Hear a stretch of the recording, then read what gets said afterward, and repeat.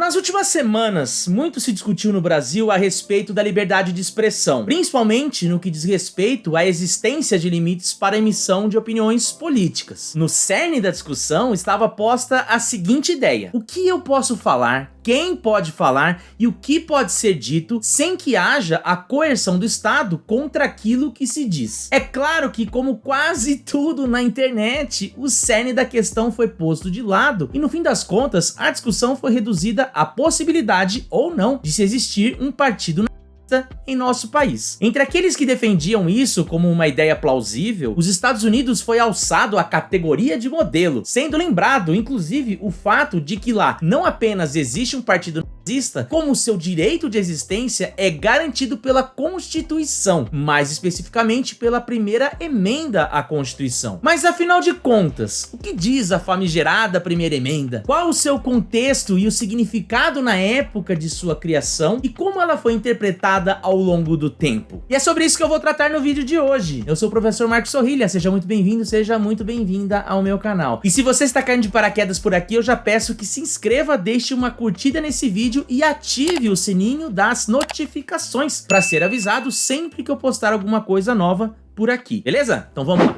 Como um bom historiador, eu gosto de uma historinha e hoje não poderia ser diferente. Então, pra gente entender por que essa primeira emenda foi elaborada e o que ela significou em sua época, nós temos que voltar no tempo. Aliás, bastante no tempo, quase 250 anos atrás. Pouco antes do término da guerra contra os ingleses, ainda no ano de 1781, que as 13 colônias que viriam a formar os Estados Unidos se depararam com uma série de perguntas. Por exemplo, o que faremos agora? Seguiremos nosso destino como estados independentes ou nos juntaremos em um único país? Caso a gente escolha seguir juntos, como se dará o acordo que formalizará nossa união? Os estados seguirão soberanos e autônomos? Nós nos juntaremos apenas para decidir sobre assuntos que digam respeito a todos? E a primeira atitude foi justamente nessa linha, a de se elaborar um projeto de união seguindo um modelo de confederação, onde cada uma das colônias, agora dos estados, seguiria sendo soberano e autônomo para definir suas próprias leis e os seus tributos, sem que houvesse a interferência de um poder central que pudesse se intrometer nos assuntos internos. Porém, já em 1786 começaram a surgir os primeiros atos de contestação e insatisfação contra os governos locais, contra os governadores e as assembleias de estados, e que não ficaram limitadas apenas às realidades estaduais, pois começaram a ser discutidas por outros grupos e insatisfeitos espalhados pelo país.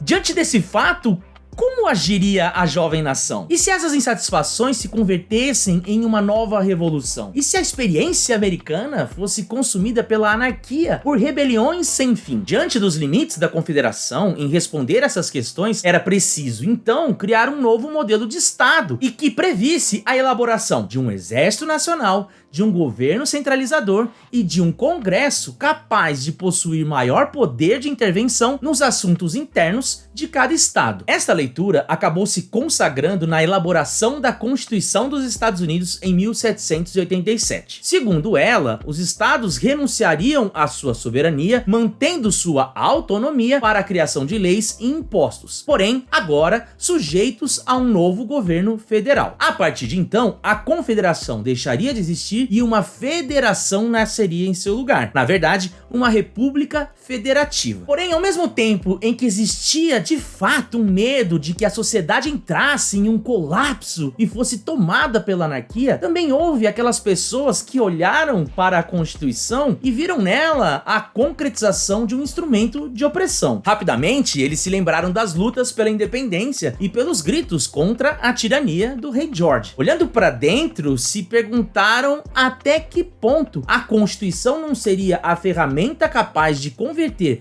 o governo americano no tirano do seu próprio povo. Assim, esse grupo de pessoas passou a apontar os limites que a Constituição possuía, ao mesmo tempo que alertaram para o seu perigo, uma vez que ela estabelecia as regras para o funcionamento do novo governo, mas não situava quais seriam os direitos que os cidadãos teriam. Então, para resolver esse impasse e se aprovar a Constituição, criou-se um consenso sobre a necessidade de elaborar um adendo à Constituição, reunindo um conjunto de direitos dos cidadãos apresentados em forma de emendas e que ficaram conhecidos como os Bill of Rights. Percebam então que a discussão naquele momento girava em torno da centralização do Estado, sem que isso representasse a criação de um governo que pudesse se voltar contra o seu próprio povo. E foi assim que, a partir de 1788, um conjunto de 10 emendas à Constituição passou a ser elaborado, sendo que a primeira dessas emendas, a primeira emenda, diz o seguinte: abro aspas. O Congresso não fará lei relativa ao estabelecimento de religião ou proibindo o livre exercício desta, ou restringindo a liberdade de palavra ou de imprensa, ou o direito do povo de reunir-se pacificamente e dirigir petições ao governo para a reparação de seus agravos. Fecho aspas. Em outras palavras, a Constituição estabelece que o Congresso não pode constituir uma religião oficial ou dar preferência a uma dada religião, proibir o livre exercício da religião, limitar a liberdade de expressão, limitar a liberdade de imprensa, limitar o direito de livre associação pacífica e limitar o direito de se fazer petições ao governo com o intuito de reparar agravos. Para o que tange a nossa discussão, reparem já que a primeira emenda não é voltada apenas para a liberdade de expressão, mas também para a liberdade de consciência em uma maneira mais ampla, contemplando a fé e a livre associação em torno de ideias. E o interessante é que, ao dizer que as pessoas são livres, a Constituição acabou por estabelecer o que ela entende por liberdade, em seu sentido individual, ao mesmo tempo em que impôs limites ao poder de atuação do Estado, que é no texto original caracterizado pelo Congresso. E olha só que interessante, a primeira emenda resume o próprio espírito do Bill of Rights, que é o de colocar sob suspeita o poder do Estado, ou seja, a própria Constituição dos Estados Unidos, em sua Carta de Direitos, fundamenta-se na ideia de que o governo não é confiável e, por isso, devem existir leis que nos protejam de seus abusos. Essa foi a discussão que motivou a criação do Bill of Rights, e esse foi o significado que ele possuiu em uma época que era marcada pela perseguição religiosa, mas também pela expansão das ideias ilustradas, pela consolidação da laicidade do Estado, em que o experimento republicano ainda dava seus primeiros passos e as monarquias ainda reinavam em boa parte do mundo. Justamente por isso, a compreensão do que a primeira emenda quer dizer e o que ela efetivamente deve defender mudou ao longo do tempo, sendo que as mudanças sobre os sentidos da primeira emenda são definidas basicamente pela Suprema Corte dos Estados Unidos, tanto em uma perspectiva liberal, que tenta adaptar o que os pais fundadores quiseram dizer para os dias atuais, quanto numa perspectiva conservadora, que tenta seguir o texto da lei em seu caráter mais estrito. Por isso que, ao longo do tempo, tais entendimentos são vistos e revistos pela Suprema Corte, a fim de se estabelecer linhas mestras para que futuros juízes tomem suas decisões. Por exemplo, se a gente for ler a primeira emenda, nós vamos ver que ela se direciona especificamente ao Congresso, colocando limite a ele para que ele não produza leis contra a liberdade de expressão. No entanto, a Suprema Corte já deliberou e considerou que esta proteção se estende a todas as agências e funcionários do governo, sejam eles federais, estaduais e locais, ou do legislativo, do executivo ou do judiciário. Ao mesmo tempo, a Suprema Corte entendeu que a primeira emenda está voltada a mediar apenas as relações entre as pessoas e o governo, ou seja, ela não protege a liberdade de expressão dos indivíduos contra outros indivíduos ou organizações privadas. Agora, deixando de lado a questão da religião e da livre associação e voltando apenas no que diz respeito à liberdade de expressão, existiu uma discussão, ao longo do tempo sobre o que pode se entender por liberdade de fala e de imprensa, uma vez que na época dos pais fundadores não existia internet, blogs, podcasts e tudo mais que nós temos hoje. Diante disso, a Suprema Corte interpretou os termos palavra e imprensa que aparecem no texto original em um sentido mais amplo, abrangendo não apenas falar, escrever e imprimir, mas qualquer forma utilizada como meio de transmitir ideias, sendo que a liberdade de expressão também se aplica a uma dimensão simbólica, como exibir bandeiras, queimar bandeiras, usar braçadeiras, empunhar cruzes e queimar